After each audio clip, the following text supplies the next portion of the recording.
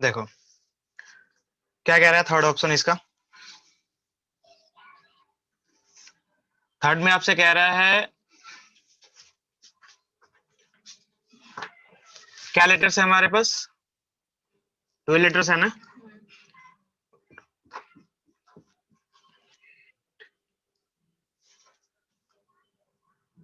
कितने हो गए? तो देखो जो आपसे कह रखा था थर्ड ऑप्शन में ये कि always 4 letter between P and S, P और एस के बीच में कितने लेटर्स होने चाहिए, यानी दो जगह तो फिक्स हो गया है पी का और एस का, है ना। पी और एस के लिए 2 प्लेसेस तो फिक्स हो गए। अगर सपोज करो कि आपने पी को यहां रखा, एस कहां रखोगे, 1 2 3 4 लेटर के बाद एस रखोगे, क्यों रखोगे ना। अगेन अगर यहां आपने पी रखा तो यहां एस रखोगे, अगर यहां आपने पी रखा तो यहां पे एस रखोगे। तो सिमिलरली अगर ऐसा करते जाते हो तो कहां तक रख सकते हो आप, इसको ऐसे रख लेता हूं मैं, पी एस पी एस। तो आप ऐसे ही दिखाई दे रहा है कि कितने रख सकते हो। अब यहां अगर पी रखोगे तो यहाँ पे एस, यहाँ पी और यहाँ पे ये है, यानी हाउ मेनी, पहला कंडीशन कितने बने आपके पास, 1 2 3 4 5 6 7, you have 7 place to put P. Similarly अब रिवर्स भी कर सकते हो, एस की जगह पर पी, पी की जगह पर, यानी आपके पास 14 प्लेस है, ये 14 वे है to arrange the P and S, ठीक है ना। तो नंबर ऑफ ways to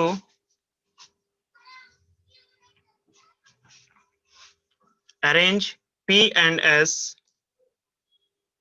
कितना होगा गुड़िया, 14, ठीक है।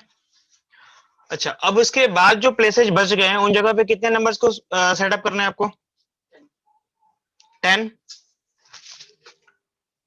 तो आप ऐसे कह सकते हो कि number of ways to arrange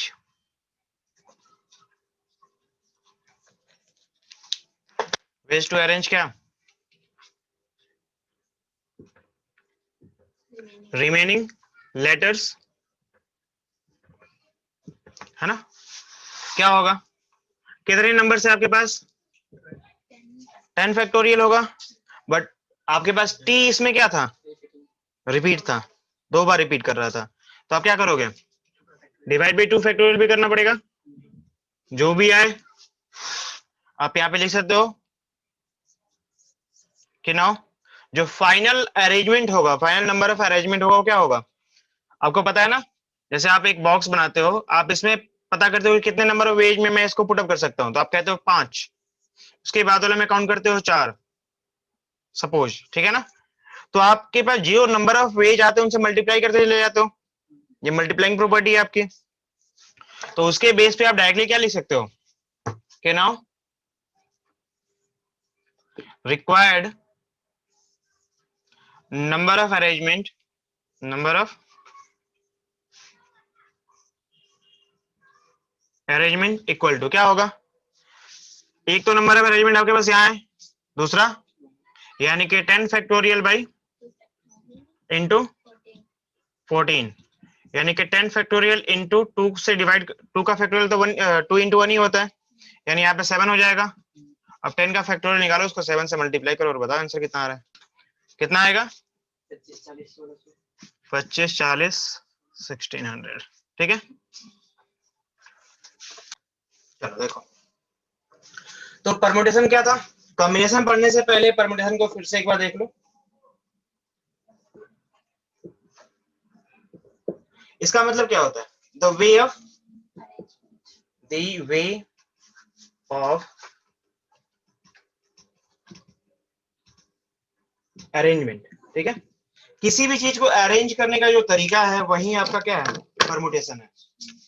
यानी कि अगर कहीं पे आपने एबीसी लिखा है तो कितने तरीकों से इसे अरेंज कर सकते हो आप, 6 तरीकों से अरेंज कर सकते हो। आपने परमुटेशन में पढ़ा था क्या, 3p 3, यही था ना। और you can directly right 3 factorial, ये मिलता है आपको, it give you 3 multiply by 2 become 6। चलो ये तो हुआ अरेंजमेंट। अब अगर हम बात करते हैं कि फिर कॉम्बिनेशन का मतलब क्या है, कॉम्बिनेशन का मतलब क्या है, आखिर हम क्यों पढ़े कॉम्बिनेशन को, क्या है आखिर ये कौन सा नया चीज है। ठीक है, तो कॉम्बिनेशन की अगर मैं बात करता हूं, मैं परम्यूटेशन के साथ कॉम्बिनेशन को क्यों मतलब एकदम से रिलेट क्यों कर रहा हूं, बिकॉज कॉम्बिनेशन परम्यूटेशन लगता सिमिलर है, बट बेसिक फंडामेंटल जो है वो समझना बहुत जरूरी है। कॉम्बिनेशन वर्ड से तुमको क्या समझ में आ रहा है, कॉम्बिनेशन वर्ड से तुमको क्या समझ में आ रहा है, what is the mean of combination, जुड़ना, कंबाइन होना, कंबाइन करना। ठीक है ना, इसका मतलब क्या है, कंबाइन करना। यानी कि आप कह सकते हो कि this is the way of grouping, way of grouping, grouping. ठीक है, ये ग्रुप करता है जबकि वो अरेंज करता है, different different words, group and arrange. For example, आपके पास 3 प्लेयर्स है, A B and C, 3 different different players है, आपने उनको अरेंज किया 6 तरीकों से। ठीक है ना, चलो अब इसकी हम बात करते हैं ग्रुपिंग की। ग्रुपिंग का मतलब ये हुआ कि मैं ए के साथ बी को रख सकता हूं, बी के साथ सी को रख सकता हूं, या ए के साथ सी को रख सकता हूं। In the other sense I can say B के साथ ए को रखूंगा, सी के साथ बी को, या फिर सी के साथ ए को। समझ में आ रही है ना। हुँ? ये दोनों ही एक ही बात तो है, इस दोनों का मतलब क्या है, एक ही है ना, क्या अलग अलग है, नहीं है। बिकॉज आपने 2 लोगों की टीम बनाई ए और बी की, आपने यहाँ भी 2 लोगों की टीम बनाई बी और सी की, यहाँ भी 2 लोगों की टीम बनाई ए और, तो टीम तो 2 आदमी की बन गई। तो ग्रुप और परमुटेशन दोनों अलग अलग हुआ। समझ में आ रहा है क्या मतलब इसका, this the way of grouping और this the way of arrangement, this are the way of arrangement. समझ में आ रही है ना। तो ग्रुपिंग और अरेंजमेंट में फर्क है। ठीक है ना, यहाँ पे ऑप्शन, यहाँ पे जो आपको दे रखा है एग्जांपल एक्स वाई जेड को करके दे रखा है कि एक्स वाई जेड को आप किस तरीके से अरेंज करोगे। ठीक है, तो जो हमारा ईच सेक्शन होता है, देखो यहाँ पे तो क्या होता है, ईच एंड एवरी जो ये पार्ट है ना, इसको हम बोलते हैं, आप ऐसे कह सकता हूं यहाँ पे कि ईच सेक्शन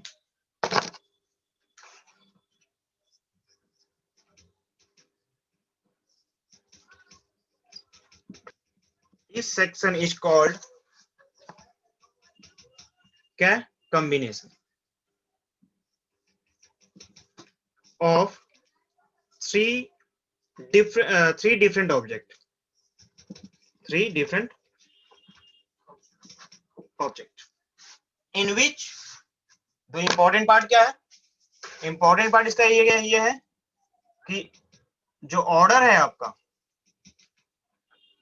इज नॉट, क्या कह सकते हो इसके, नॉट इंपॉर्टेंट।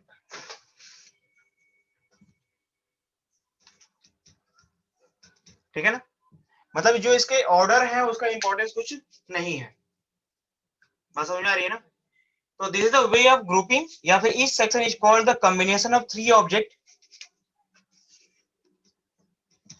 In 2 order. ये भी इंपॉर्टेंट है, 2 ऑर्डर में आप अरेंजमेंट कर रहे हो, 2 करके कर रहे हो ना, क्या कर रहे हो आप, 2 करके कॉम्बिनेशन कर रहे हो। तो 2 करके कॉम्बिनेशन कर रहे हो, और कॉम्बिनेशन में जो आपका ऑर्डर है वो इंपॉर्टेंट नहीं है। ठीक है, फिर आप इसको ऐसे कह सकते हो कि in two object, in which 2 object taken at a time. आप ऐसे लिख सकते हो कि जिसमें 2 ऑब्जेक्ट को एक टाइम पे लिया गया है। आई बात समझ में। अगर आप इसका परमुटेशन निकालते हो तो क्या मिलेगा, हाँ 3 आउट ऑफ 2, ये है ना, 3 ऑब्जेक्ट है आपके पास, एबीसी मानो या एक्स वाई जेड मानो, अगर आपके पास एबीसी 3 ऑब्जेक्ट्स हैं और इनके आउट ऑफ 2 करके दो करके सजाना है आपको, ठीक है ना। तो अगर मैं इसका परमुटेशन निकालता हूं, आपको पता है परमुटेशन एंड कॉम्बिनेशन, तो यहां पे आपने क्या देखा, अगर मैं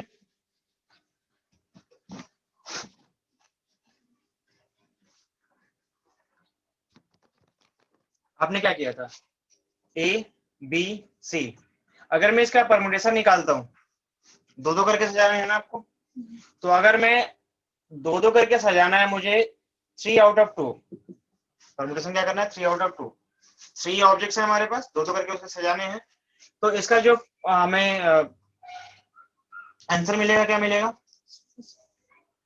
डायरेक्ट लिख दूं, समझ में आ रहा है। अच्छा, तो ये हो गया 6 फैक्टोरियल 6, या फिर आप चलो ऐसे लो 3 फैक्टोरियल डिवाइड बाई 1 फैक्टोरियल, तो देखो कितना आया, जो कॉम्बिनेशन आपने किया था अभी कुछ देर पहले, जो कॉम्बिनेशन किया था, क्या आया था उसका आंसर 3, ठीक है ना। यानी कि और कॉम्बिनेशन को रिप्रेजेंट कैसे किया जाता है, वैसे ही जैसे परमुटेशन को किया जाता है, बस पी की जगह पर सी हो जाता है वो, यानी कि 3 सी 2 की जो वैल्यू है वो कितनी है, अगर मैं थोड़ा बहुत वो करूं, अरेंजमेंट देखूं, तो मैं ये कह सकता हूं कि this is nothing 3 factorial divide by 2 factorial, और आई कैन से 3 factorial by 3 minus 1, sorry 3 minus 2 factorial into 2 factorial combination, ठीक है ना। तो कॉम्बिनेशन का फॉर्मूला क्या बन जाता है, दैट इज इक्वल टू क्या हो जाएगा यहाँ पे n factorial divide by n minus 2 factorial into 2 factorial, sorry 2 replace by r, ठीक है, यह आपका फॉर्मूला बन जाता है।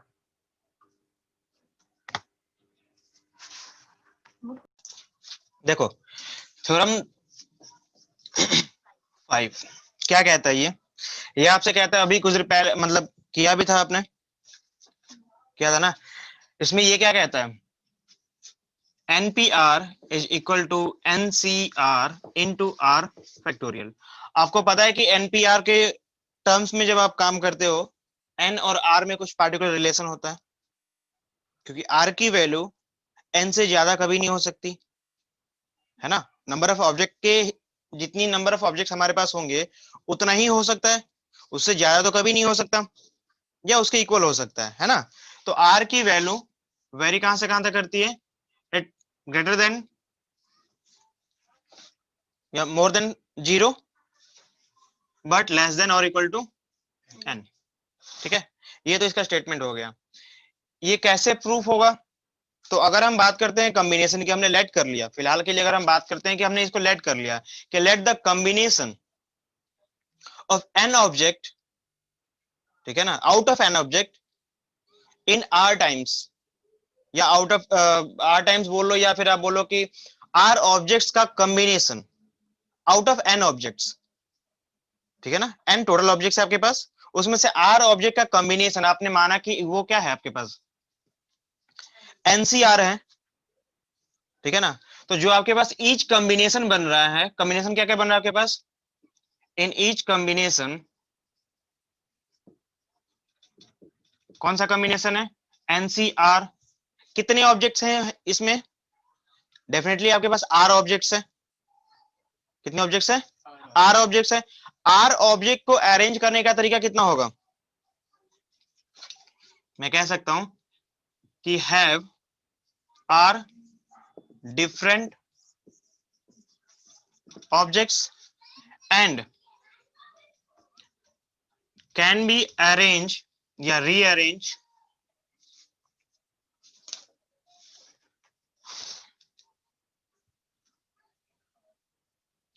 in R factorial. क्यों, अगर R ऑब्जेक्ट्स हमारे पास होते हैं तो कितने तरीके से आप उसे सजा सकते हो, जाहिर सी बात है R फैक्टोरियल तरीके से सजा सकते हो, अगर हम इस तरीके से मान के चले, जो आपने इसके पहले पढ़ा था, कि इसको सजाने का तरीका है NCR और इसको सजाने का तरीका है R factorial. How many permutation you have? Just multiply it, just multiply it. बात समझ में आ रही ना? पहले भी किया था आपने इसको। यानी कि आप क्या कह सकते हो यहाँ पे कि टोटल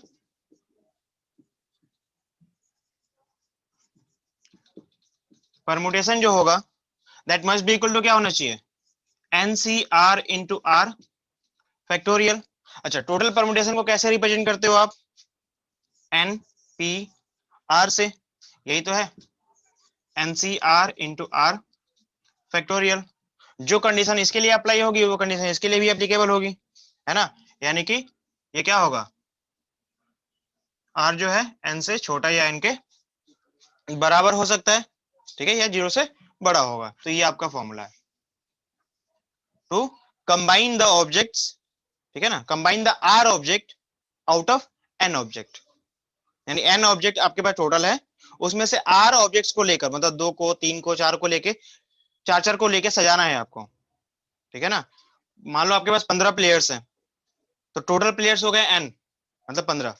उसमें से 3-3 लोगों को मिला के आपको एक टीम बनानी है, यानी each team contain only 3 players, तो 3 इज द R। है बात समझ में?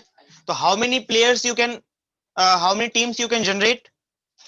NCR team. मतलब if you want to find the formula of NCR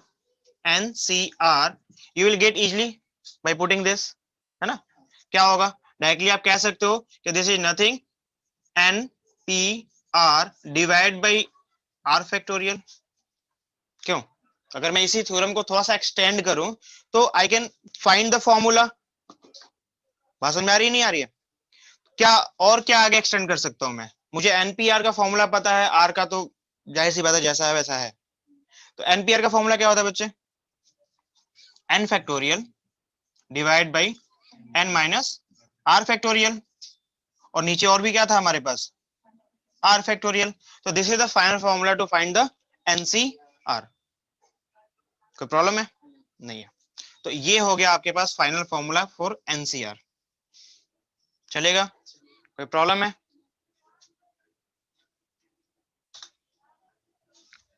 तो क्या लिखा था फॉर्मूला? NCR क्या है? NCR का formula N factorial by N minus R factorial into R factorial. ठीक है ना संदीप? अब ये कुछ स्पेशल केस है, फर्स्ट इन पार्टिकुलर, ठीक है, R इक्वल टू, जो R है वो इक्वल हो जाएगा किसके? N के। मतलब ऑल, सारे के सारे, सारे के सारे क्या किए? सारे के सारे जो भी आपके पास थे सबको एक साथ आपने अटैच कर लिया, सबको। कहने का मतलब ये हुआ इस कंडीशन में कि आपके पास 15 बच्चे थे। कितने बच्चे थे? 15 बच्चे। अब मान लो यहाँ पे 15 बच्चे, 1 2 3 ऐसे करके बहुत सारे लोग हैं। कितने लोग हैं? 15। मुझे टीम बनानी है, कॉम्बिनेशन का मतलब टीम क्रिएट करना है। बस समझ में आ रही है ना?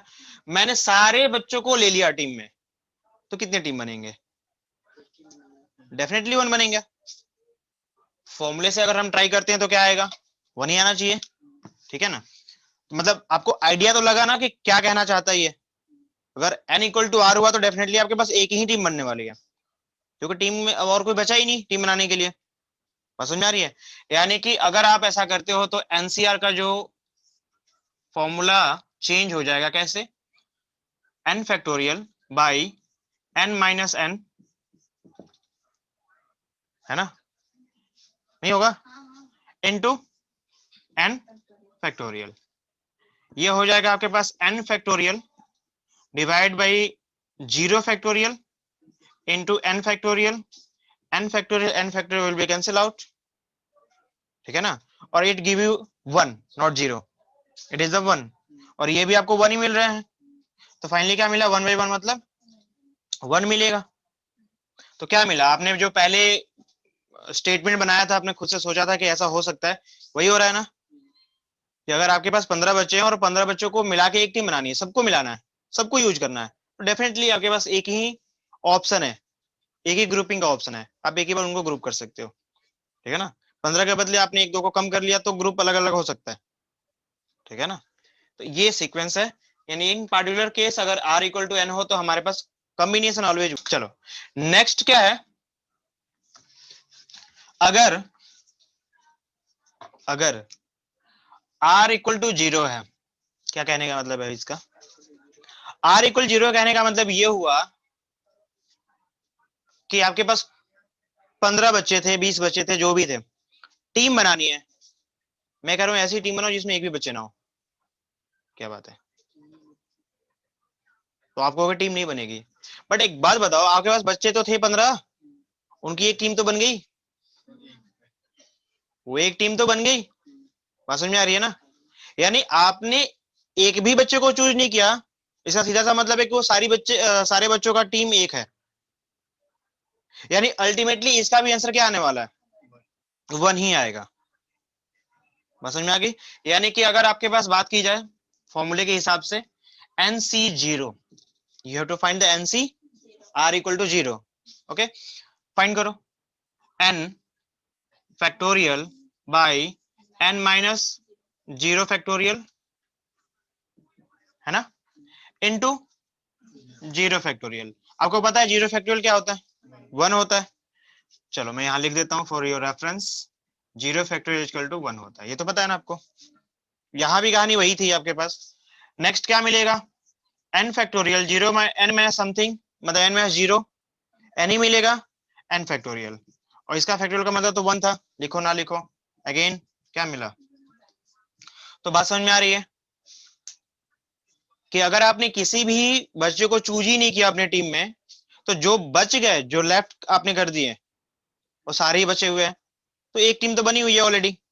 तो या तो आपने सारे को चूज कर लिया एक टाइम पे तो भी एक ही टीम बनेगी, या सारे को छोड़ दिया तो भी एक टीम बनेगी।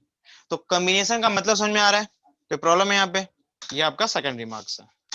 इसका मतलब क्या मिला बच्चे, यहाँ एक बार देखो तो, आपने इसके लिए जो कंक्लूजन निकाला था कि ये 0 से बड़ा होना चाहिए r, बट लेस होना चाहिए या इक्वल होना चाहिए किसके, इसके कंक्लूजन से आपको ये कंफर्म हो रहा है कि नहीं, r may be equal to 0 के लिए भी ये फॉर्मूला एप्लीकेबल है। बात समझ में आ रही है ना। तो आप फाइनल कंक्लूजन ये निकाल सकते हो कि this formula is applicable for both, 0 के लिए भी, 0 को इंक्लूड भी करेगा और n को भी इंक्लूड करेगा। बात समझ में आ रही है। तो this is your third conclusion, you can say. आगे बात समझ में, कोई प्रॉब्लम है, ये इसी के रेफरेंस से आप लिख रहे हो, क्योंकि आपने इसको सॉल्व किया, आपने पहले विजुअली चेक किया कि ऐसा होता है, पुट किया वैल्यू को, तो आपने देखा कि हाँ ये एप्लीकेबल है, ठीक है ना। तो ये है आपका थर्ड। फोर्थ कंक्लूजन, एक्चुअली ये कंक्लूजन नहीं है, आप एक प्रोसेस चेक कर रहे हो, ठीक है ना, प्रोसेस ये देख रहे हो कि आप क्या कर सकते हो इसके साथ। कहने का मतलब ये है कि if I have like n c n minus r, मुझे इसका फॉर्मूला फाइंड आउट करना है, just I need to find the formula of this one. कोई बड़ी बात नहीं है, आप इस पूरे को क्या मानोगे, r मानोगे, और क्या, मतलब जहां भी r है वहां पे n माइनस r लिखोगे, just replace r by n minus r, है ना। फाइनली आपको आंसर मिल जाएगा, ट्राई करो और देखो क्या आता है, इंपॉर्टेंट है, इट इज इंपॉर्टेंट। तो क्या मिलेगा देखो, n factorial by n minus r के बदले आपको मिलने वाला है n माइनस r, क्यों, आपको डबल ब्रैकेट लगाना पड़ेगा, देन फैक्टोरियल, यहां भी आपके पास क्या मिलेगा, n माइनस r फैक्टोरियल, और कुछ तो नहीं रह गया, कोई प्रॉब्लम नहीं है यहां तक। चलो ये हो जाएगा आपके पास n factorial by n minus n, चलो मैं एक बार लिख देता हूं, n minus n plus r, कोई प्रॉब्लम है किसी को, और ये हो जाएगा n माइनस r फैक्टोरियल, ये n से n क्या बचा, केवल r, यानी आप यहां पे लिख सकते हो क्या, n factorial by R factorial into N minus R factorial. अच्छा एक बात देखो तो, थोड़ा ऊपर देखो ध्यान से, कोई बदलाव ही नहीं है, कोई अंतर ही नहीं है, ये देखा, समझ में आ रहा है? मतलब जो आपने NCR का फॉर्मूला निकाला था वही फॉर्मूला किसका है, N माइनस आर का फॉर्मूला है। बात समझ में आ रही है? तो इसका मतलब ये हुआ कि आप इसको NCR लिख सकते हो। कोई प्रॉब्लम है यहां तक? नहीं है ना? It is important. देखो फिफ्थ कंक्लूजन आपसे क्या कहता है, फिफ्थ रिमार्क आपसे ये कहता है कि अगर NCA इक्वल है किसके, NCB के, NCA इक्वल है किसके, NCB के, this implies that A is equal to B, ये होगा ही होगा। बस समझ में आ रही है ना? इट इज कंपल्सरी कि ये होना ही है, ठीक है। और it is also compulsory A is equal to, जो A है that is equal to N minus B, the rejection part जो आया था आपका, this is the selection part, this is the rejection part. एक ही बात है ना? बात समझ में आ रही है? और इसका अगर हम और कंक्लूजन निकालें फाइनली, मतलब दैट इज, ये क्या इंप्लाई कर सकता है, n की वैल्यू आप यहां से निकाल सकते हो, n is equal to a plus b। बात समझ में आ रही है ना? तो this is also a most important, not very most important but important, ठीक है ना? तो थ्योरम 6 क्या कहना चाहता है, ये कुछ तो कहना चाहता है ना, NCR प्लस NCR माइनस 1 किसके इक्वल है, वो कह रहा है n प्लस 1 R के इक्वल है। ये आपको प्रूफ करना है, ठीक है ना? कैसे प्रूफ करोगे, सिंपल सी बात है, जो ज्यादा बड़ा दिखाया था उसको छोटा करना आसान है नहीं, क्योंकि उसमें बहुत सारी वैल्यू होती है, उसको रिड्यूस कर सकते हैं हम। तो यहां लिखेंगे from LHS NCR plus NCR minus 1 क्या मिलेगा बच्चे, NCR माइनस 1 क्या मिलेगा, सिंपल है, फॉर्मूला पुट अप करो ना, n factorial by n minus r factorial into r factorial plus n factorial by n minus r minus 1 the whole factorial into r minus 1 का factorial. कोई problem है कोई समस्या तो बताओ, नहीं है ना? क्या मिलेगा, n factorial by n minus r, फिलहाल जैसा है वैसा रहने दो, factorial into r factorial plus n factorial. इसको अगर मैं सॉल्व करता हूं तो क्या मिलेगा मुझे, n minus r plus 1 factorial, है ना, इंटू r माइनस 1 फैक्टोरियल। मुझे सेम तो नहीं मिल रहा है ना, मिल रहा है क्या? और आपको पता है कि जब आप फैक्टोरियल को सॉल्व करते हो, जैसे अगर आपके पास कहीं पे a फैक्टोरियल है, तो a फैक्टोरियल को सॉल्व करोगे तो क्या मिलेगा, a into a minus 1 into a minus 2, ये आगे बढ़ता चला जाएगा।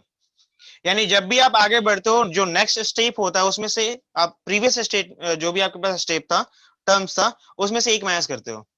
यानी इनमें अगर हम ध्यान से देखें तो क्या ऐसा कुछ टर्म आ सकता है, अब हमें ये कंक्लूजन निकालना है कि क्या दोनों नीचे जो हमारा डिनोमिनेटर वो सेम हो सकता है, क्योंकि अगर डिनोमिनेटर सेम हो गया तो हमारा काम आसान हो जाएगा। बात समझ में आ रही है ना? तो वो हम काम करने वाले हैं कि उसे मुझे आसान करना है।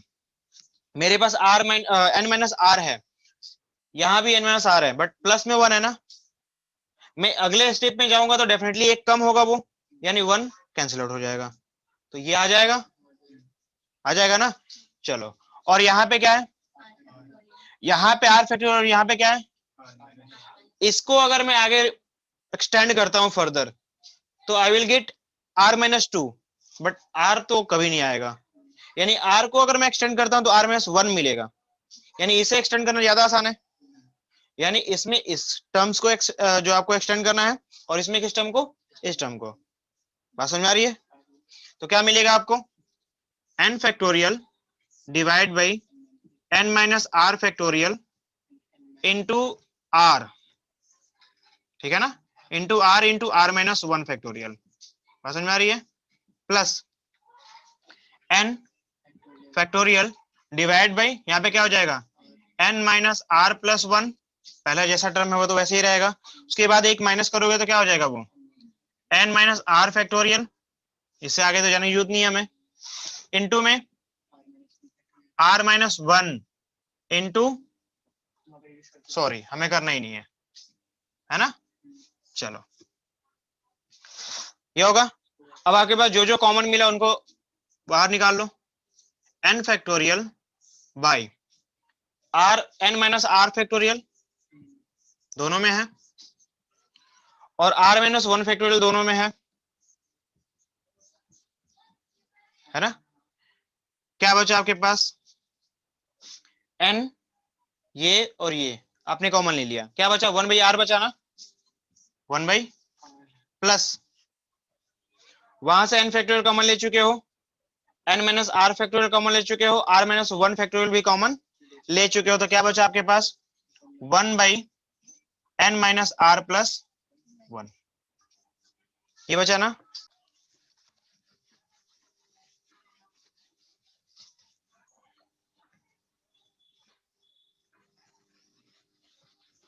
क्या मिलेगा बताओ, ये जैसा है वैसा रहने दो, है ना, ये है आपके पास n factorial divide by n minus r factorial into r-1 factorial into, यहाँ को यहाँ अगर आप इसे सॉल्व करते तो क्या मिलेगा, नीचे डिफरेंट टर्म्स है, जस्ट मल्टीप्लाई इट, तो मल्टीप्लाई करोगे क्या मिलेगा, ये r into n minus r plus 1, ऊपर क्या मिलेगा, ये पूरा टर्म इधर मल्टीप्लाई में हो जाएगा, यानी कि n माइनस r प्लस 1, और इस r को इसी से मल्टीप्लाई कर दोगे, प्लस r, चलेगा, ये मिलेगा ना। नेक्स्ट यहां हो जाएगा आपके पास n factorial divide by n minus r factorial r-1 factorial, देखो क्या हो जाएगा, यहाँ पे r से r कैंसिल हो जाएगा, क्या बचा, n+1 डिवाइड बाई, नीचे क्या मिलेगा, नीचे मल्टीप्लाई है, सॉल्व करोगे, नहीं करोगे, चलो सॉल्व करना चाहो तो कर सकते हो,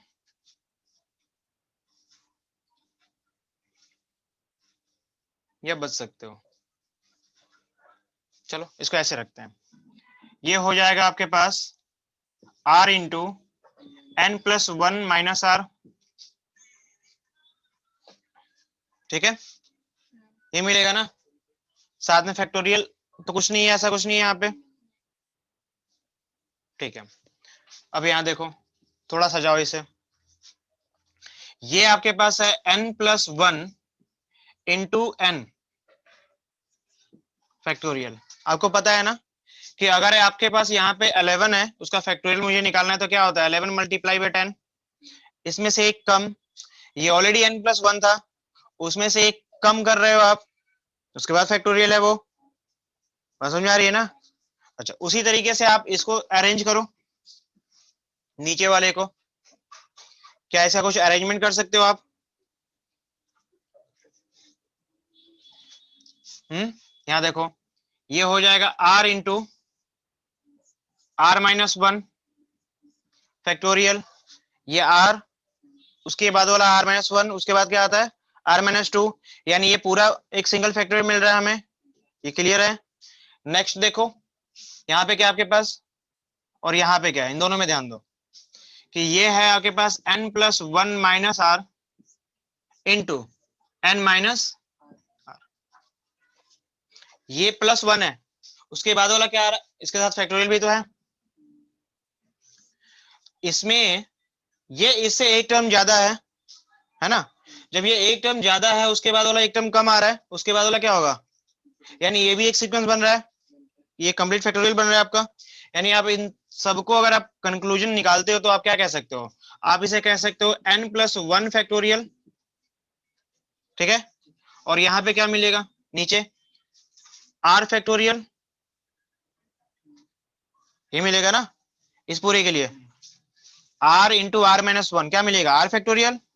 यहाँ देखो इस पूरे का फैक्टोरियल क्या होगा, जो बड़ा वाला होता है वही फैक्टोरियल बनता है ना आपका, कोई प्रॉब्लम है। अगर इसको ध्यान से देखो तो आप कह सकते हो जो आपके पास फॉर्मूला होता है NCR का, जो फॉर्मूला होता है NCR क्या होता है, n factorial by n minus r factorial into r factorial, ठीक है ना। ऊपर वाला टर्म क्या है आपके पास, नीचे क्या होना चाहिए, अगर यहाँ n+1 है तो यहाँ भी n+1 माइनस r होना चाहिए, क्या वो है n+1 माइनस r है, और बगल में क्या होना चाहिए, यानी वो भी है। इसका कहने का मतलब क्या हुआ कि this is nothing n+1 c r, यही है ना, ये हो गया आपको इक्वल टू RHS प्रूव। आई बात समझ में, कोई प्रॉब्लम है, देखो क्या दे रखा है NC8 इक्वल टू NC2, आपको NC2 की वैल्यू फाइंड आउट करनी है।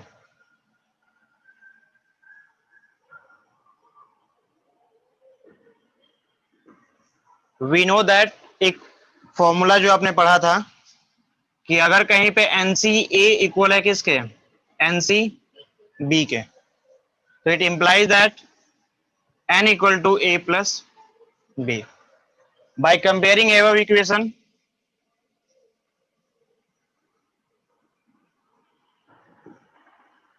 Bye comparing A equal to क्या मिलेगा,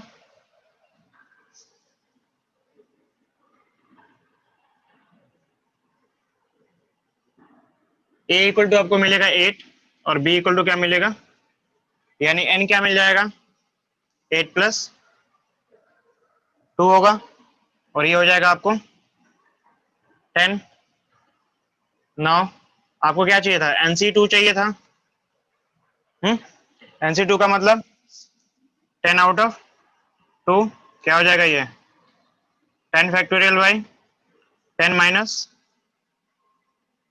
2 फैक्टोरियल इंटू 2 फैक्टोरियल, यही होगा ना। यहाँ क्या मिलेगा 10 बाई क्या बोला, हाँ 10 का फैक्टोरियल होगा, और यहाँ पे क्या हो जाएगा वो 8 फैक्टोरियल हो जाएगा इंटू 2 फैक्टोरियल, इसको ब्रेक कर लो यहीं पे, 10 मल्टीप्लाई बाई 9 मल्टीप्लाई 8 फैक्टोरियल, और 2 का फैक्टोरियल आपको पता ही है 2 इंटू 1 ही होता है बस, ठीक है। ये 8 फैक्टोरियल से 8 फैक्टोरियल कैंसिल आउट हो जाएगा, और यहाँ पे 2 5 जा 10, क्या बच गया आपके पास 45, ठीक है। देखो सेकंड क्वेश्चन क्या है, डिटरमाइन n फॉलोइंग कंडीशंस में, पहला कंडीशन क्या है आपके पास 2NC3 है ना, रेशियो है किसके साथ, NC3 के साथ, किसका इक्वल है ये 12:1 के। मतलब इसे अगर आप फ्रैक्शन में कन्वर्ट करते हो तो क्या मिलेगा, जस्ट डिवाइड लग जाएगा वहां पे, पहले इसको लिख लो, ये हो जाएगा 2n factorial divide by 2n minus 3 factorial into 3 factorial, यहाँ पे डिवाइड का सिंबल लग जाएगा, यहाँ पे क्या हो जाएगा n factorial by n minus 3 factorial, it become 12 by,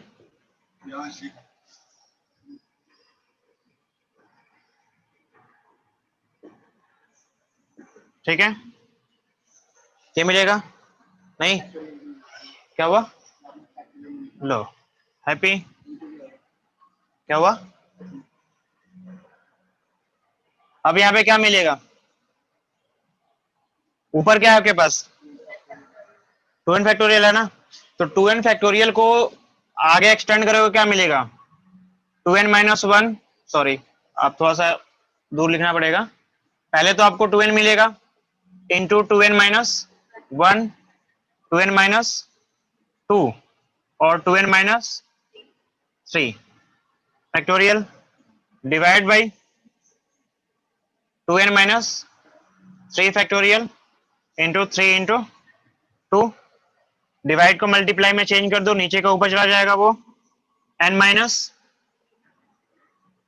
3 factorial into 3 factorial, हालांकि इसको लिखने की जरूरत नहीं है, यहीं पे रहने दो 3 फैक्टोरियल क्योंकि है हमारे पास 3 फैक्टोरियल, वो कैंसिल आउट हो जाएगा, ठीक है ना, ऊपर वाले को नीचे लिखना है तो ये हो जाएगा n into n minus 1 factorial, या फिर और आगे एक्सटेंड करो इसको n माइनस 2 और n माइनस 3 फैक्टोरियल, ठीक है, कोई बात, कोई दिक्कत है इसमें, इक्वल टू क्या होगा 12, ये मिलेगा ना, नेक्स्ट 3 फैक्टोरियल कैंसिल आउट हो जाएगा, n minus 3 factorial cancel out हो जाएगा, 2n माइनस 3 और 2n minus 3 factorial cancel out हो जाएगा, कोई प्रॉब्लम है, यहां पे जरा सा ध्यान दो कि 2n into n minus 2n minus 1 है, आपने 2 कॉमन ले लिया, क्या बचेगा यहाँ पे n माइनस 1 बचेगा क्या, divide by n into n minus 1 और n माइनस 2 इक्वल किसके है 12 के, ये आ रहा है ना, क्या बचेगा आपके पास, देखो तो यहाँ पे n minus 1 cancel out, n से n भी कैंसिल आउट, और कुछ बचा, इसको इधर मल्टीप्लाई कर दो, है ना, क्या बचेगा, ये हो जाएगा 4n माइनस 4, या फिर इस 2 को ही मल्टीप्लाई कर लो तो क्या हो जाएगा ये 8n, या फिर एक काम करो ना,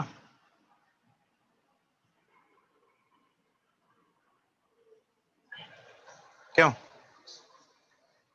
हो जाएगा ना, तो क्या बचा आपके पास n माइनस, बस n माइनस 2 बचा, 2n माइनस 2, 2n माइनस 1, और ये उधर मल्टीप्लाई करोगे क्या मिलेगा 3n माइनस 6, हाँ क्या हुआ n माइनस 2 को ही तो मल्टीप्लाई किया 3 से, ठीक है, नेक्स्ट 3n माइनस 2n, इसको इधर लेके गया हूं मैं, ये वाला टर्म इधर चला आएगा, यानी माइनस 1 प्लस 6, कोई प्रॉब्लम है, ये क्या बचा आपके पास केवल n बचा, दैट इज इक्वल टू 5, तो n की वैल्यू आ गई 5, n ही तो पता करना था, हो गया, क्या कह रहा है आपसे थर्ड नंबर, कह रहा है how many codes can be drawn through 21 points, through 21 points on a circle, यानी एक सर्कल है आपके पास और इस सर्कल में कितने पॉइंट्स है आपके पास 21 पॉइंट्स है, 21 काफी होते हैं, चलो ये आपके पास मान लो A1 पॉइंट है, A2 पॉइंट है, ऐसे करते हुए A21 पॉइंट्स है। और आपको पता है कि अगर मैंने इसको मान लो कि A6 और समथिंग करके है ये, तो आप कौन कौन से कोड्स बना सकते हो? कोड बनाने के लिए आपको एटलीस्ट 2 पॉइंट तो चाहिए ही चाहिए। क्यों? इस पॉइंट को आपने इससे मैच किया, इस पॉइंट को आपने इससे मैच किया, इससे मैच किया, इससे मैच किया, इससे भी मैच करोगे तो भी कोड बनेगा ना। बात समझ में आ रही नहीं आ रही है? यानी इसका मतलब क्या हो रहा है, आपके पास क्या दिखाई दे रहा है आपको? आप लिख सकते हो यहां पे कि for making number of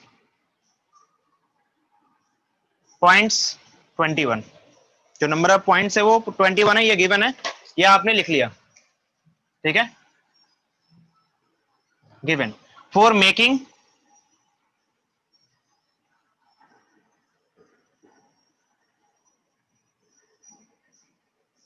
one code की अगर हम बात करते हैं, ठीक है, वी रिक्वायर्ड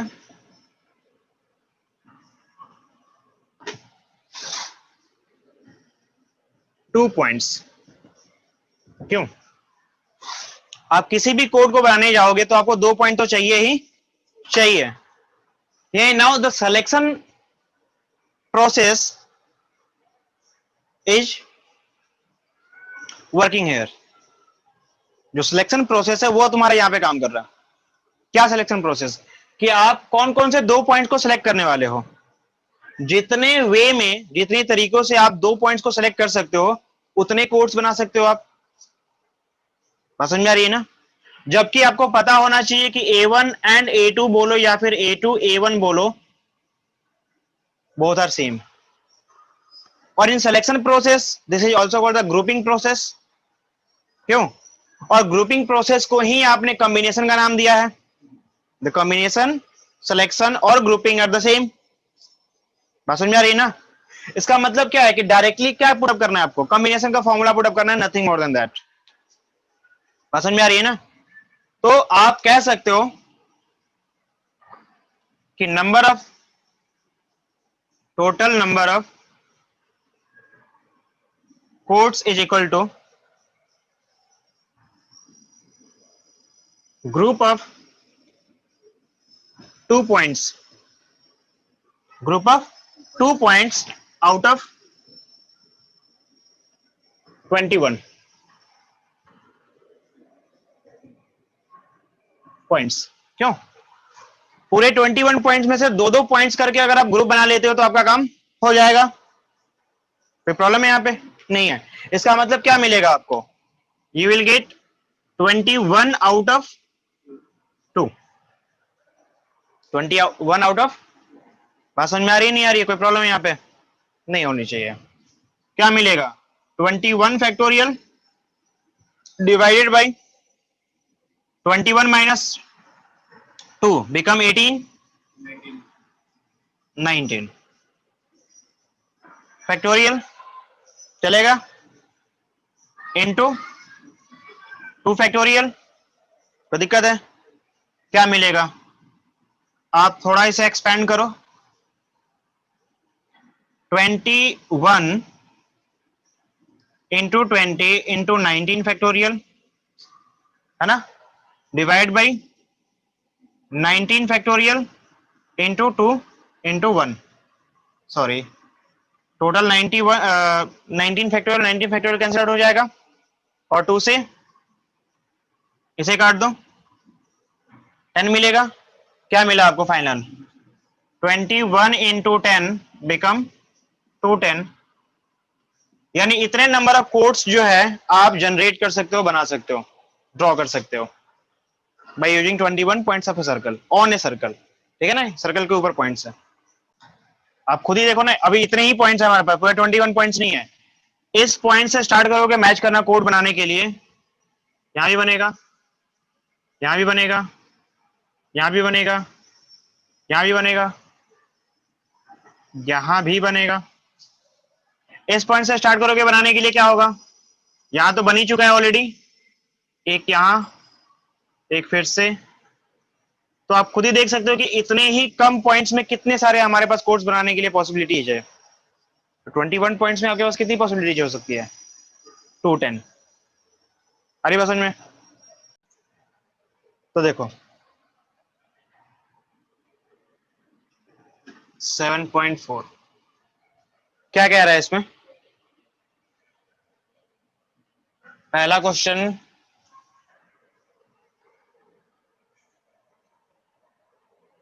क्या है बताओगे?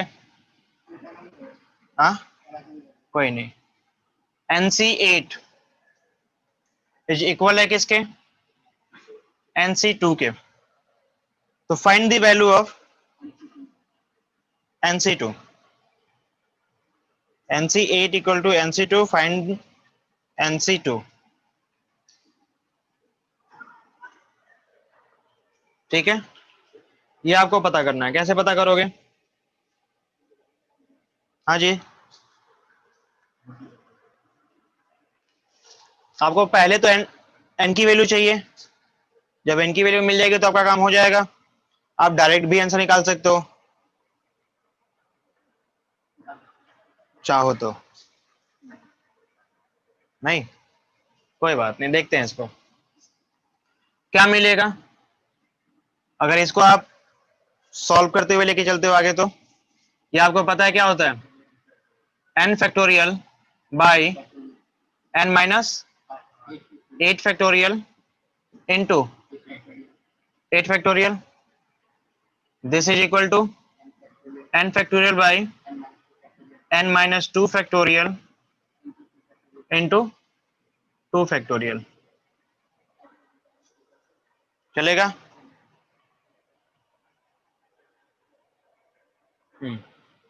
हाँ जी, कोई प्रॉब्लम है यहाँ पे? नहीं है। क्या मिलेगा? n factorial. अच्छा, n फैक्टोरियल को n फैक्टोरियल से कैंसिल आउट कर दो, ये भी कर सकते हो आप। इसको हटाओ। अब यहाँ पे थोड़ी सी प्रॉब्लम है, मेरे हिसाब से तो है, तुम्हारे हिसाब से है या नहीं पता नहीं। हाँ क्या बोला? चलो ठीक है, क्रॉस मल्टीप्लाई कर लो। तुम ये करोगे ना, n minus 2 factorial into 2 is equal to, तो देखो क्या मिलेगा आपको। क्रॉस मल्टीप्लाई आपने किया था n minus 8 factorial into 8 factorial, 8 multiply by 7 multiply 6 multiply 3 into 2, है ना? ऐसा करोगे कुछ? अच्छा, यहाँ पे n माइनस 2 फैक्टोरियल है, थोड़ा और आगे एक्सटेंड करोगे तो क्या मिलेगा आपको? n माइनस 3 मिलेगा, n माइनस 4 मिलेगा, फिर n माइनस 5 मिलेगा, n माइनस 6 मिलेगा। बात समझ में आ रही है कहाँ प्रॉब्लम है? अभी भी समझ में नहीं आया? n minus 7, n minus 8 factorial. क्या लगता है आपको, आप इतने लॉन्ग मल्टीप्लीकेशन को कर पाओगे? यहां तो कट जाएगा। यहां आपके पास जो है n माइनस 8 फैक्टोरियल है इंटू जो भी है आपके पास। फिलहाल के लिए अगर मैं इसको 8 फैक्टोरियल ही लिखता हूं, इसको कुछ नहीं किया मैंने, जो है सो रहने दिया। फिर भी अगर आप देखते हो, it is not so simple कि ये तो कैंसिल आउट हो रहा है हमारा। नहीं, बाकी का क्या होगा? क्या बाकी इतना आसान है? यानी आप इस तरीके से अगर इसे एक्सपेंड करते हो तो आई थिंक आंसर मिलना मुश्किल है, क्वाइट कॉम्प्लिकेटेड। क्यों बच्चे? It is quite complicated. तो क्या है तरीका? क्या कोई दूसरा तरीका है? चलो इसे मिटाता हूं। देखो क्या करोगे, इसको इस वे से ना चलो। एक फॉर्मूला आपको मैंने प्रूफ कराया था लास्ट में, थ्योरम था, वो थ्योरम 8 था या 6 था, क्या था थ्योरम? याद नहीं है, आप बताओ मुझे। थ्योरम 6 था? नहीं, थ्योरम 6 नहीं, नहीं नहीं नहीं नहीं नहीं। उस तरीके से आप डायरेक्टली कर रहे करोगे प्रॉब्लम होगी। इसको आप थोड़ा सा मॉडिफिकेशन करो। पहले फॉर्मूला देख लो क्या होता है। आपको याद है कि अगर हमारे पास N C N minus R मिले तो मैं लिख सकता हूं this is nothing, this is N C R, है ना। और रिवर्स सोचो, थोड़ा जरा सा रिवर्स सोचो कि अगर एन सी आर है तो मैं इसे N C N minus R लिख सकता हूं। बात तो एक ही है, कोई फर्क पड़ने वाला है क्या? इनमें से किसी एक को ऐसा चेंज करेंगे हम। इनमें से जो ऊपर है ना हमारे पास, उसमें से किसी एक को चेंज करेंगे और देन सॉल्व करेंगे तो वो चीजें आसान हो जाएंगे। एक बार ट्राई करके देखो। मिटाओ इसे। फॉर्मूला तो याद है, कोई प्रॉब्लम तो नहीं होनी चाहिए इसमें, ठीक है। तो इसके अकॉर्डिंग आप क्या कर सकते हो, ये है आपके पास N C N minus eight, N C that is equal to N C two. ये जैसा है वैसा रहने दिया कि एक को चेंज कर लिया, दोनों को चेंज नहीं करेंगे, है ना। क्योंकि आपको पता है N C N minus R become N C R, ये आपने प्रूव किया था, ठीक है ना। Now try N factorial by N minus eight factorial, ये होता है ना, into N minus eight factorial by that is equal to N factorial by N minus two factorial into two factorial. क्या कुछ आसान हुआ, नहीं हुआ, क्या डिफिकल्ट है? देखते हैं एक बार। N minus N plus eight factorial, ये ना, इंटू में एन माइनस एट फैक्टोरियल। इसको चेंज करना ज्यादा प्रॉब्लम क्रिएट करने वाला लग रहा है।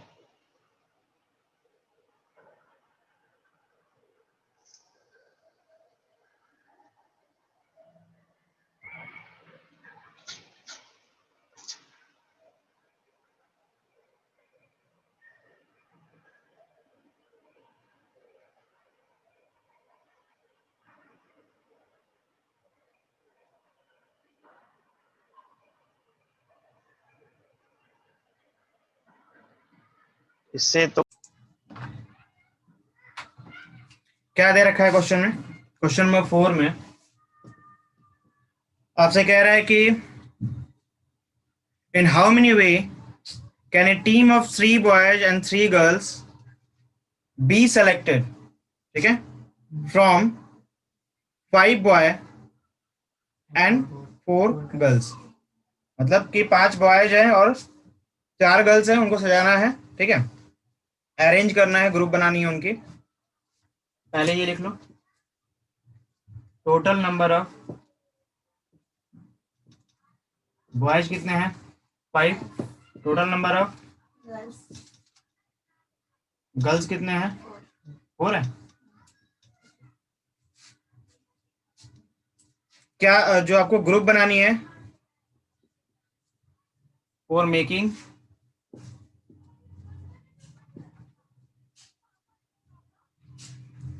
ग्रुप, ठीक है, वे रिक्वायर्ड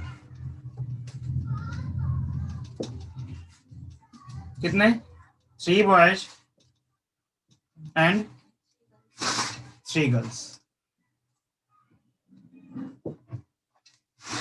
3 बॉयज और 3 गर्ल्स की ग्रुप बनानी है हमें,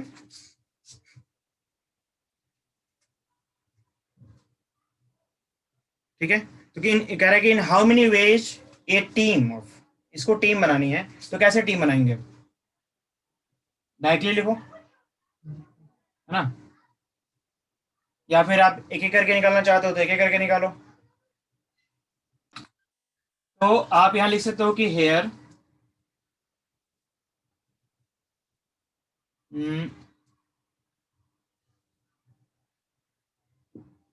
possible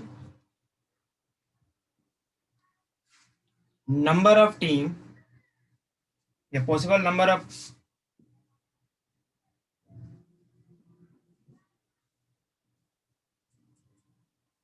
boys in possible number of group of 3 boys, है ना, possible number of group of 3 boys in a team, in team क्या होगा, 3 बच्चों की टीम बनानी थी, मतलब 3 बच्चों बॉय को लेना है और 3 गर्ल्स को लेना है आपको, ठीक है ना, लेकिन ग्रुप में डालना है आपको, ये पता है, इसके कितने पॉसिबल वे हो सकते हैं, कितना पॉसिबल आपको ग्रुप बनाने हैं। सबसे बड़ी बात क्या है इसमें कि आपको ग्रुप बनानी है, तो 3 बॉय का ग्रुप बनाना है उस टीम में, और बॉय टोटल है कितने हमारे पास 5, यानी नंबर ऑफ पॉसिबल ग्रुप्स में भी या ग्रुप विल बी 5C3। समझ में आ रही है? Same possible number of group of 3 girls in team that is equal to 4C3, ठीक है। नाउ आप डायरेक्टली लिखोगे द रिक्वायर्ड, ठीक है, the required number of team is equal to कितना होगा, जो मल्टीप्लीकेशन का आपका जनरल प्रिंसिपल है वो आपसे यही कहता है कि इसके पॉसिबल वेज ये हैं और इसके पॉसिबल वेज ये हैं, तो how many possible ways to arrange this things, मतलब दोनों को एक साथ रखना, यानी जस्ट मल्टीप्लाई इट, है ना, यानी कि 5C3 इंटू 4C, ये कहना चाहता है ना ये, और कुछ है चलेगा, हाँ बच्चे, तो क्या मिलेगा 5 factorial by 5 minus 3 that is 2 factorial into 3 factorial into 4 factorial by 1 factorial into 3 factorial. हाँ बच्चे, क्या मिलेगा यहाँ पे, अगर आप इसे सॉल्व करते हो ये हो जाएगा 5 into 4 into 3 factorial divide by 2 into 3 factorial, काम करो इसी को एक्सटेंड कर लो, ये हो जाएगा 4 into 3 factorial divide by 3 factorial, 3 factorial और 3 फैक्टोरियल दोनों ही कैंसिल आउट हो जाएंगे, ठीक है, 2 भी कट जाएगा आपका, तो फाइनल जो आपका आंसर आया गया कितना आएगा, आंसर आपका हो जाएगा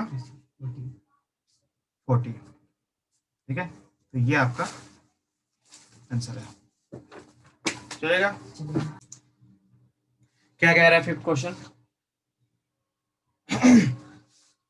find the number of way of selecting 9 balls from, तो पहले आप ये काम करो कि नंबर ऑफ, कौन सा बॉल है पहले,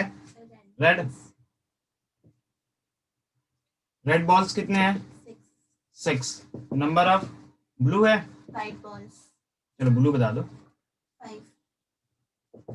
5, और number of White ball. White balls कितने हैं, 5. ये भी 5 है, अच्छा, नंबर ऑफ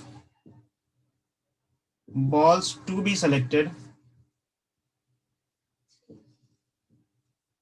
वो कितने हैं 3 है, तो 3 नंबर ऑफ बॉल्स जो है आपको, sorry 9. Number of balls to be selected will be 9, ठीक है ना, मैं यहाँ पे लेता हूँ टोटल,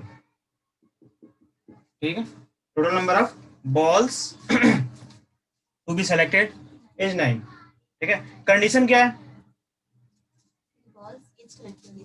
हाँ 3 balls of each color, 3 balls of each color, तो आप चाहो तो यहाँ पे लिख लो कंडीशन, कंडीशन क्या है 3 balls of each colors, now required number of veg, है ना, दैट एज इक्वल टू क्या होगा, out of 6 balls the red one, out of 6। आप चाहो तो इसको एक्सटेंड कर सकते हो, बढ़ा सकते हो। बढ़ाने का मतलब क्या, एक एक करके निकालोगे। Selection of 3 balls in red, selection of 3 ball in red that is equal to 6c3 into, तो वो आप पहले एक एक करके निकालोगे, उसके बाद दोबारा उनको जो है डायरेक्टली आप सॉल्व कर लोगे तो आपका आंसर आ जाएगा, या फिर आप ऐसे निकाल लो। क्या सही है, ऐसे ही सही है डायरेक्टली, समझ में आ रहा नहीं आ रहा। तो required number of ways that equal to 6 of 3, this is the selection of red ball, 5 of C3, 5C3 and 9, sorry 5C again 3, यही होगा। क्या मिलेगा आपको, 6 factorial by 3 factorial into 3 factorial into 5 factorial by 2 factorial into 3 factorial, चलेगा ना, 5 factorial by 2 factorial into 3 factorial. थोड़ा इसे extend कर लो, क्या हो जाएगा, 6 multiply 5 multiply 4 multiply 3 factorial into 5 multiply 4 multiply 3 factorial into 5 multiply into 3 factorial, divide by क्या है आपके पास, 3 factorial 3 factorial 2 into 3 factorial into 2 into 3 factorial, चलेगा। 2 फैक्टोरियल तो 2 इंटू 1 ही होता है ना, कोई ज्यादा एक्सटेंड करने की जरूरत तो है नहीं हमें। ये हो जाएगा 3 फैक्टोरियल से 3 फैक्टोरियल कैंसिल आउट, यहाँ भी 3 फैक्टोरियल है, ये भी कैंसिल आउट हो जाएगा, एक 3 फैक्टोरियल और है वो भी आपका कैंसिल आउट हो जाएगा, 2 हो जा 4 से 4 कैंसिल आउट कर सकते हो आप, ठीक है। 3 फैक्टोरियल का मतलब क्या होता है, 3 इंटू 2 दैट इज 6, तो 3 2 जा 6, ठीक है ना, जो बचा सो लिखो, क्या आ जाएगा, 6 मल्टीप्लाई बाई 5 मल्टीप्लाई 4, और भी कुछ है एक जगह और है 5 मल्टीप्लाई बाई 4 मल्टीप्लाई बाई 5, 6 क्यों लिखा, अच्छा 6 ज्यादा हो गया, चलो ठीक है, 5 मल्टीप्लाई 4 5 मल्टीप्लाई 4 और 5, ठीक है ना, कितना हो जाएगा 2000 हो जाएगा, चलो ये आपका हो जाएगा 2000।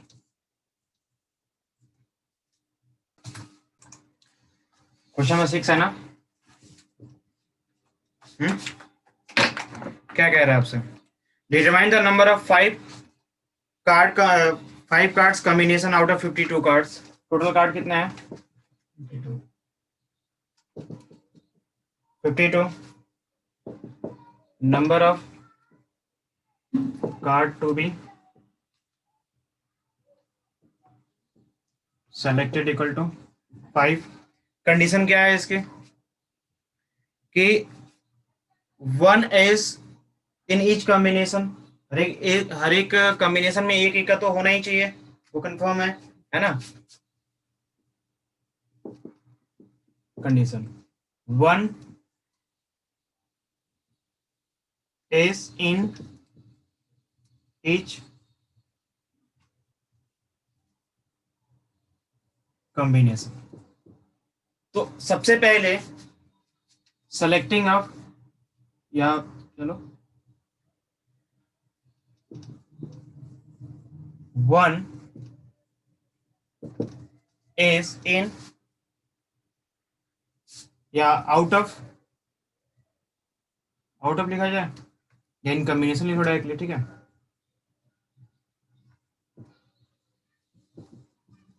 पूरे कॉम्बिनेशन में एक एक का सेलेक्ट करने का तरीका क्या हो सकता है, केवल एक ही का सेलेक्ट करना है आपको, है ना। आपके पास टोटल कितने इक्के होते हैं, पूरे कार्ड्स में 4 इक्के होते हैं, यानी out of 4 you have to select 1, चार में से कोई एक ही सिलेक्ट करना है, चारों नहीं करना है। यानी 4 out of 1 is the selection procedure of for the 1 is, तब पूरे आपके पास चार ही है, उस चार में से एक सिलेक्ट करना है, तो this is the selection procedure.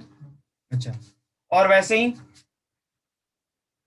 बाकी रिमेनिंग जो पार्ट बच गया, रिमेनिंग कितने प्लेस बचे आपके पास, अभी 4 कार्ड्स और सिलेक्ट करने हैं आपको। टोटल कितने सारे कार्ड सिलेक्ट करने थे आपको, 5 कार्ड्स, इसमें से एक कार्ड तो आपने चूज कर लिया।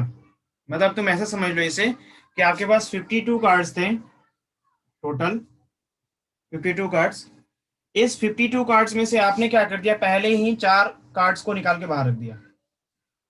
कौन से कार्ड को, ये 4 कार्ड्स को आपने बाहर निकाल के रख लिया, और बाकी जो बच गए, सिलेक्शन ऐसे ही करोगे ना आप। जनरल प्रोसीजर में सिलेक्शन कैसे करोगे, अगर आपको दे दिया जाए कार्ड तो आप ऐसे ही पहले उसको अलग अलग बांटोगे। तो आप क्या करोगे, 4 कार्ड को पहले यहाँ रख लोगे कि मिस ना हो जाए, और बाकी जो यहाँ पे 42 कार्ड्स बच जाएंगे, 48 कार्ड्स बच जाएंगे, है ना, रिमेनिंग कार्ड्स, तो उनको यहाँ रखोगे। अब इनमें से कितने सेलेक्ट करने हैं आपको, तो हर एक बार जब टीम बनाना है आपको, मतलब जब ग्रुप बनानी है इनकी, तो ईच ग्रुप में कितने होने चाहिए आपके पास, एक ही कार्ड होने चाहिए, मतलब एक ही ये यूज कर सकते हो इसमें से। यानी इसमें से एक यूज करने का तरीका क्या है, 4 out of C1, 4C1, और इनमें से कितने कार्ड्स को सिलेक्ट करना है, द रिमेनिंग पार्ट्स 4। 5 सेलेक्ट करने थे, एक यहाँ सेलेक्ट कर लिया, कितने बच गए, 4, यानी 4 यहाँ से सिलेक्ट करने हैं। 4 यहाँ सेलेक्ट करने का तरीका क्या है, 48C4। अब इनको कंबाइन करोगे, इनको कंबाइन करोगे, और कंबाइन का सीधा सा होता है principle of multiplication, just multiply it, आपको आंसर मिल जाएगा, है ना। तो बस वही काम करना है यहाँ पे, जिसमें से एक काम कर लिया आपने, क्या कि selection of 1 is in combination, और बाकी जो बच गया सिलेक्शन ऑफ रिमेनिंग कार्ड्स, ठीक है ना। क्या हो जाएगा, 48C4। तो आपसे जो पूछा था,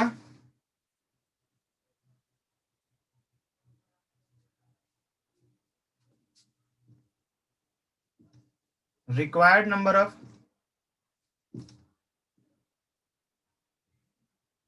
कॉम्बिनेशन क्या हो जाएगा, that is equal to 4C1 into 48C4, ये होगा ना। हाँ, क्या हुआ, सॉल्व करो इसे, ये हो जाएगा 4 factorial divide by 3 factorial into 48 factorial, 1 factorial होगा ना, चलो, into 48 factorial divide by 48 minus this 44 factorial into 4 factorial, ये मिलेगा ना। हाँ, अब क्या मिलेगा यहाँ पे, 4 into 3 factorial divide by 3 factorial, 48, 47, 46, 45 and 44 factorial divided by 44 factorial into 4 into 3 factorial, ठीक है। 3 फैक्टोरियल से कोई फायदा तो होने वाला है नहीं, इंटू 2, ठीक है। 3 फैक्टोरियल से 6 फैक्टोरियल कैंसिल आउट हो जाएगा, 44 फैक्टोरियल कैंसिल आउट हो जाएगा, ठीक है। 4 से 4 कैंसिल आउट हो जाएगा, चलो कुछ और भी कट सकता है, 3 1 जा 3 और 3 5 जा 15, 15 वो कैंसिल आउट हो गया, जो बच गया उसको मल्टीप्लाई करो और आंसर बताओ। नीचे 2 रह गया, इसे भी काट दो। 2 रह गया, क्यों नहीं, इसको काट दो, फिर हो जाएगा 24, यानी कि 24 मल्टीप्लाई बाई 47, क्या बचा, ये लो 47 मल्टीप्लाई 46 मल्टीप्लाई 15, बताओ answer, this is your answer. तो यहाँ आया ही नहीं, चलो यहाँ ले जाता हूँ, कितना आया 778320। देखो क्वेश्चन नंबर 7, आप यहाँ लिख लो टोटल नंबर ऑफ प्लेयर्स कितने हैं, 17 है। ठीक है, देखो टोटल नंबर ऑफ प्लेयर्स कितने हैं, 17, इन विच 5 प्लेयर्स कैन बॉल, यानी कि बॉलर कितने हैं उसमें, तो नंबर ऑफ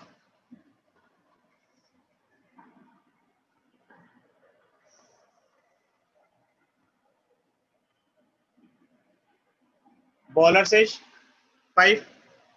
ठीक है, क्या आपके कंडीशंस क्या थी आपके पास कि आपको एक टीम बनानी है, तो यहां लिखोगे for a team of 11 player क्या होनी चाहिए, 4 आर एग्जैक्टली बॉलर्स, 4 क्या होने चाहिए, बॉलर्स होने चाहिए, है ना, बाकी कुछ भी हो सकते हैं, यानी कि for a team of 11 players 4 players must be bowler, है ना।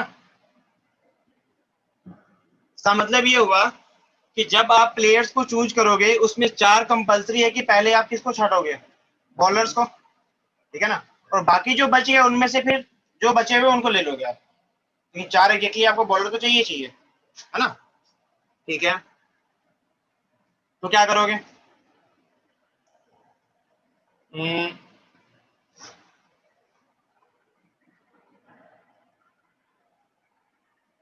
सो अब डायरेक्टली सकते हो क्या, रिक्वायर्ड, क्या बोला था आपसे, हाउ मेनी वे, रिक्वायर्ड वे या टोटल वेज, ठीक है, टू सेलेक्ट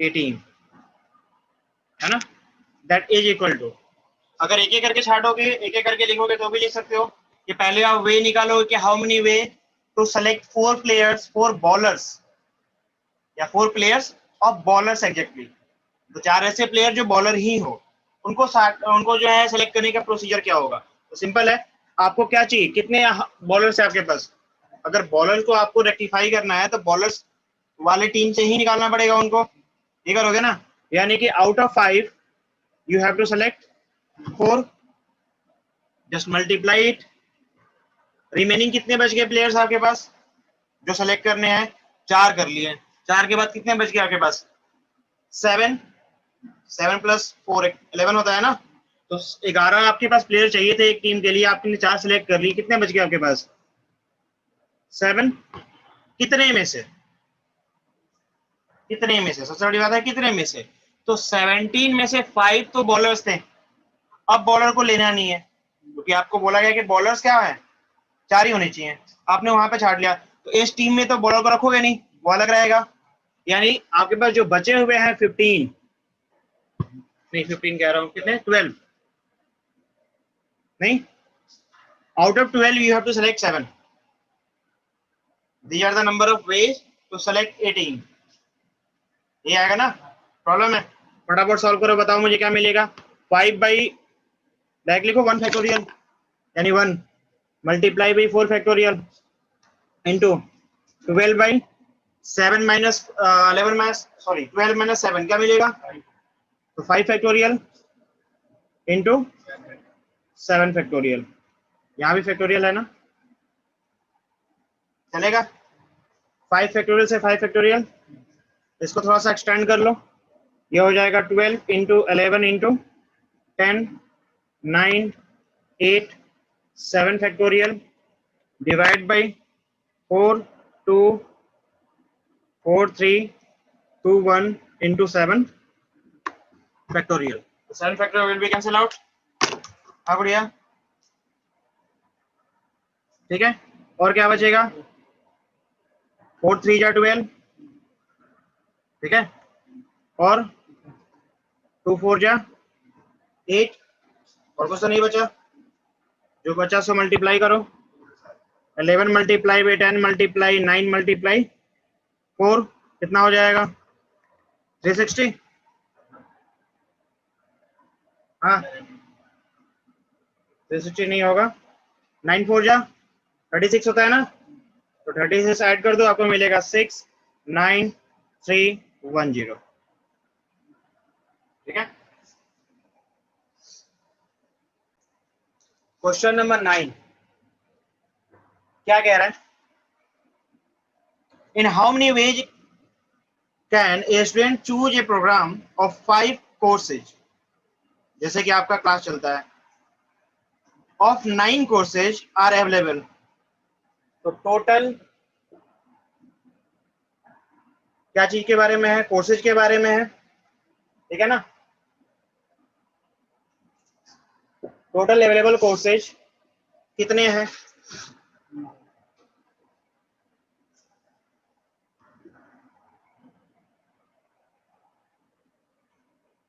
कितने हैं? 9, ठीक है ना। Number of courses to B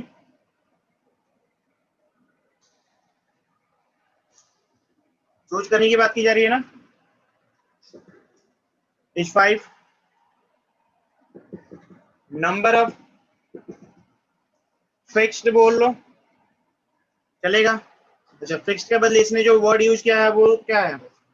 compulsory, compulsory use किया ना। चलो ब्रैकेट में लिखते हैं,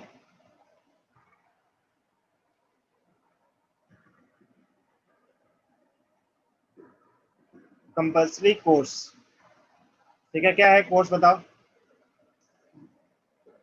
वो है आपके पास 2, मतलब नंबर ऑफ फिक्स्ड यानी कंपल्सरी कोर्सेज आपके पास 2 है, टोटल नंबर ऑफ कोर्सेज आपके पास 9 है, चूज करने हैं आपको 5, ठीक है ना। तो अगर आप ध्यान से देखो तो आप ये कह सकते हो कि 2 कोर्सेज तो ऐसे हैं जो चाहे चूज करो या ना करो, वो चूजिंग ऑप्शन है ही नहीं उसमें, नहीं है ना। यानी कि आपके पास ऑप्शंस क्या है चूज करने के? केवल 3। कितने ऑप्शन है आपके पास? 3 ऑप्शन है। क्यों? क्योंकि 2 तो फिक्स हो गए, यानी 3 सब्जेक्ट्स को ही आप चूज कर सकते हो। समझ में आ रही नहीं आ रही है? यही है ना।